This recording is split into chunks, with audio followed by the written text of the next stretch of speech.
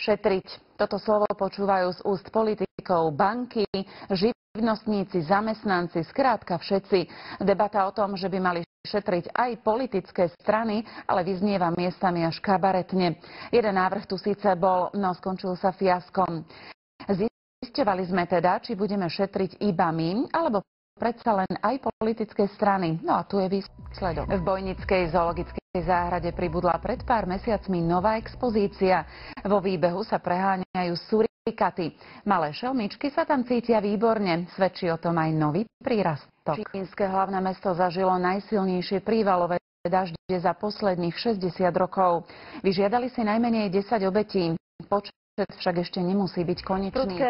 Prudké spôsobili, že v alpskom regióne Rakúska zo súvy pôdy strhli celé dediny. 360 ľudí museli pre hrozbu evakuovať do bezpečia. Armáda teraz odstraňuje škody, ktoré počasie napáchalo. Späť na Slovensko. Srdcovník lekársky účinný na zníženie krvného tlaku sa veľmi podobá na jednu rastlinu, za ktorú jej pestovateľa môžu aj zavrieť.